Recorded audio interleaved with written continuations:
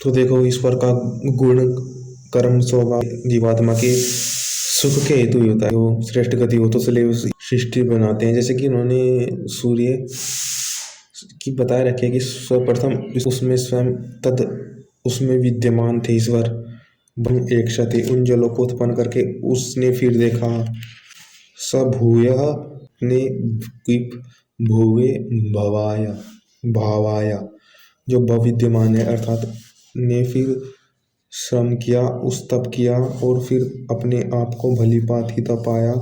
उसने श्रम किए हुए तपे हुए भले भांति तपे सब रोम कूपों से अलग अलग पसीने की धाराएं भांति बह अपनी इच्छानुसार अपनी श्रेष्ठ शक्ति ज्ञान अनुसार ईश्वर ने उन सृष्टि को बनाया। उसमें स्वयं धारस्यामी धारण करता है। आप इदम सर्वम अपश्यामी यत किंच इति सर्वव्यापक रहूंगा। सर्वप्रथम उन्होंने जल बनाया, जल से वह सूर्य का प्रकाश बना और फिर दिशाएं बनी अर्थात कि वो वही जल था जो ठहरा हुआ था, वही नाद करता हुआ प्रकाश बन गया। एक तरह से जल एक तरह से छाया होती है। जल में कुछ बोते हैं जैसे कि बीज तो उससे उत्पन्न होता है। हमारी ईश्वर एक छाया थी, एक प्रारूप था ईश्वर के मस्तिष्क में या ज्ञान में जिससे कि वह बना। तो उस जल में ईश्वर ने अपना अंश दिया, छाया दी, उससे कि सूर्य का प्रकाश बना। एक तो आकाश में जल है, आकाश में स्थित जल अर्णव है जो पीने योग्य अर्थात जो पीने योग्य नहीं, एक तरह से शांत अशांत है, दिशाओं में आकाश में व्यापक है। एक है शांत जो सूर्य की भांति ठहर गया जिसमें ईश्वर ने अपना अंश दिया, प्रकाश ईश्वर का प्रारूप एक रूप बना। पुरुष कहते हैं सूर्य को। अब उससे दिशाएं कि इस दिशा में भी ईश्वर है, ये दिशा पालन करने वाली दिशा तो मेरे पास आ। हे पवमान, हे वाणी कहने लगी शोधने वाली, पवन मेरे पास आ। शोधने वाली अर्थात शुद्ध करने वाली। उन्हें अपना अपना हम उनको आह्वान करने लगी उनकी हम वाणी अर्थात वेदवाणी, क्योंकि वेद का ईश्वर का रूप था। उसमें इस बात ये दर्शाया गया है ब्राह्मण ग्रंथों में और इत्यादि उपनिषदों में। और फिर कहते हैं कि जैसे कि सूर्य में वायु में था तो एक तरह से सूर्य की किरणें होती है। उन्होंने ईश्वर के उस रूप ने अपने आगे रूप अनेकों रूप बनाए। जैसे कि कहते हैं कि तन्मात्राएं बनी आगे, तो तन्मात्रा में ईश्वर के सूर्य की किरणें के रूप एक तरह से बनी। पृथ्वी बनी तन्मात्राएं, हमें 5 तन्मात्राएं होती है, वह तन्मात्राएं बनी। अथर्व निश्चल स्तुति, हम उसकी स्तुति करें, उस स्तुति वेद ज्ञान को बताया कि कैसे कैसे क्या क्या बना, हम किस प्रकार उस मुख्य ईश्वर की जान तक जा सकते हैं। तो दो पहले शरीर बना, एक स्तुति करने लोग विद्या स्थावर और जंगम ठहरा हुआ जड़ और चेतन बनाया। फिर 3 भूत भविष्य वर्तमान में कैसे हम उसको लाभ ले सकते हैं वह बना। उसका ज्ञान करो हुआ। चतुर ऋचान, 4 ऋचाएं तथा जिससे कि इस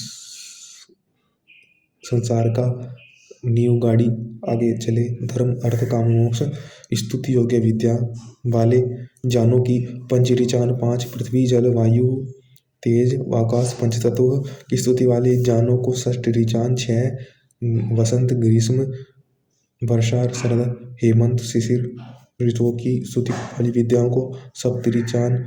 ये सब एक नींव है, एक तरह से गाड़ी के पहिए की बात ही है, एक तरह से जिनकी बल से ये सृष्टि चलेगी, जिसकी सृष्टि को हमें चलाना है। जीवन के पहिए गाड़ी की तरह से चलानी है हमको, ये गाड़ी जीवन रूपी संसार रूपी। तो 7 ऋचा, 7 2 कान, 2 नखने नथने, 2 आंखें, 1 मुख, ये की स्तुति योग्य वाली विद्या जानों को। अब 8 ऋचाएं, 8 यम नियम आसन प्राणायाम प्रत्याहार धारणा ध्यान समाधि। इसके बलबूते से हमें और आगे बढ़ना है। यम नियम ध्यान होगी। अब नौरी चाय आचार विनियमो विद्या प्रतिष्ठिता तीर्थ दर्शनम की विद्या होगी। अब जानो को अब 10 दान शील क्षमा धीरता ध्यान बुद्धि सेना उपाय दूत और ज्ञान, इन 10 बलों को स्थिति योग्य वाली विद्या। अब देखते हैं। अब ईश्वर ने और दबाया तपाया सृष्टि में अपना ज्ञान भरा। ये ज्ञान ही है जो स्वयं उस निश्चल ज्ञान ईश्वर का वही रूप ईश्वर सृष्टि में प्रकाशित करते जा रहे हैं। ईश्वर की शक्ति है वही ईश्वर उसको स्थापित करते जा रहे हैं, बीज को बोते जा रहे हैं, बीज को ही तपा रहे हैं बीज को निश्चल रूप से। अब उसको क्या क्या बनता है, कैसे उसको चलाना है, ये सब ईश्वर ने ये नियम स्टैंडर्ड सेट कर दिए है। अब उसे भली भांति तपाया। अब तपाए हुए दबाए भली भांति तपाए हुए इस प्रकार वाले ऋषियों वेद जानो विख्यात सूक्ष्म विद्वानों को पान उदान समान वयान नाग क्रम क्रकुल देवदत्त धनंजय 10 कितने 11 प्राण होते हैं। 10 प्राणों के सहित 11वें जीवात्मा, तो इन 11 हो गए। 10 प्राण और एक जीवात्मा होगी तो शक्ति है। इनसे हमें चलना है संबंध वाले 12वें चैत्र बैसाख ज्येष्ठ आषाढ़ श्रावण भाद्रपद आश्विन कार्तिकेय फाल्गुन अग्रहण पौष माघ 11 महीनों पौष मास। अब 13वें उछलना गिरना सिकुड़ना फैलाना चलना 5 ये हो गए। तथा छोटाई हल्काई प्राप्ति स्वतंत्रता बढ़ाई। तो श्वेता उपनिषद में भी है कि वह अपने कर्मों में इस जीवात्मा को नियुक्त करता है।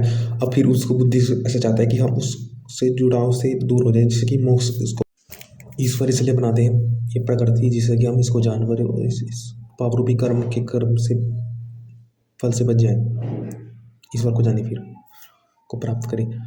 तो एक प्रकृति, क्योंकि ईश्वर कर्मों से जोड़ते हैं चेतन को जड़ से। जड़ एक प्रकृति है, दूसरा प्रकृति रूपी कर्म है जो हम करते हैं, और एक गुण है सत्व रज तमस, और मन बुद्धि अहंकार है।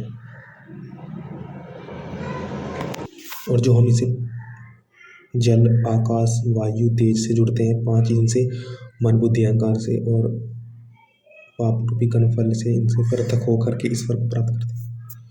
तो ईश्वरी जड़ से चेतन को जोड़ते हैं, चेतन से जड़ को, तो संयोग का कारण वही ईश्वर है। तो कर्म में अहंकार इतने जितने भी हैं उनका जो हमारे पास भाव किसी भाव से करते हैं तो उसको संबंध वाले अष्टादशान 18वीं धैर्य सहन मन का रोकना चोरी न करना शुद्धता जितेंद्रियता बुद्धि विद्या सत्य क्रोध न करना, यह 10 धर्म तथा ब्राह्मण गो